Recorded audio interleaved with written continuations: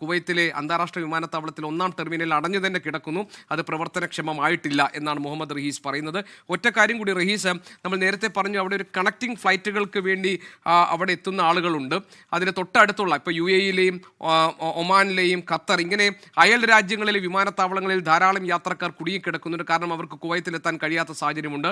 അവരുടെ പ്രശ്നം എങ്ങനെയാണ് പരിഹരിക്കുക? അതിനെന്തെങ്കിലും ബദൽ മാർഗങ്ങൾ ഉണ്ടോ?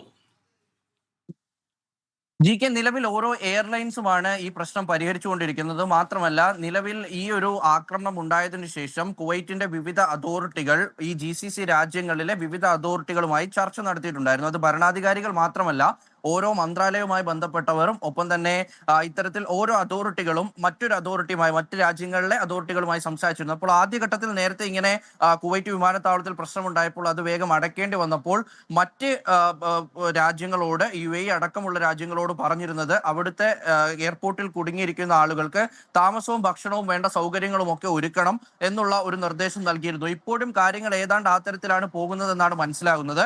അതായത് ഓരോ രാജ്യങ്ങളോടും ഈ കുവൈറ്റ് സംസാരിച്ചിട്ട് ആ രാജ്യങ്ങളിൽ ഈ എയർലൈൻസ് മുഖേന അല്ലെങ്കിൽ അവിടുത്തെ വിവിധ അതോറിറ്റി മുഖേന, പ്രത്യേകിച്ച് ഈ ടൂറിസം വകുപ്പുമൊക്കെയായി ബന്ധപ്പെട്ട് UAE നിരവധി വിശദീകരണങ്ങൾ അല്ലെങ്കിൽ അത്തരത്തിലുള്ള കുറിപ്പുകളൊക്കെ ഇപ്പോൾ നൽകുന്നുണ്ട്. അങ്ങനെ സഹായം തേടാമെന്നുള്ള കുറിപ്പുകൾ ഓരോ രാജ്യങ്ങളും ഇപ്പോൾ വാർത്താക്കുറിപ്പുകളും ഒക്കെ ഇങ്ങനെ പുറത്തിറക്കുന്നുണ്ട്. എക്സ് പോസ്റ്റുകളൊക്കെ നിരവധി വരുന്നുണ്ട്. അപ്പോൾ അങ്ങനെ സഹായം തേടി മറ്റൊരു രാജ്യത്ത് നിൽക്കുക എന്നുള്ളത് മാത്രമാണ് നിലവിൽ ഇവരുടെ ഓപ്ഷൻ.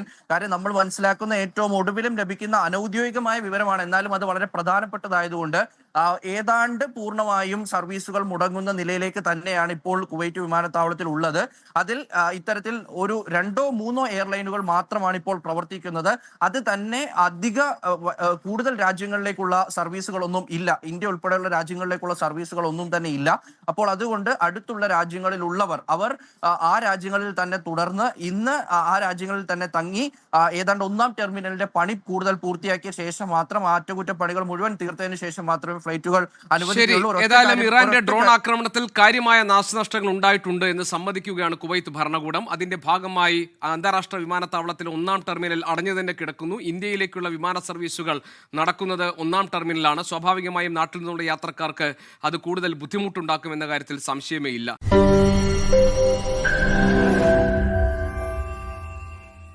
ലോകത്തെവിടെയായാലും ഏത് സമയത്തും 24 വാർത്തകളും ഓഗ്മെന്റഡ് റിയാലിറ്റി പാക്കേജുകളും എക്സ്പ്ലെയിനറുകളും വിശദമായി കാണാൻ ഞങ്ങളുടെ YouTube ചാനൽ നിങ്ങൾക്ക് സബ്സ്ക്രൈബ് ചെയ്യാം.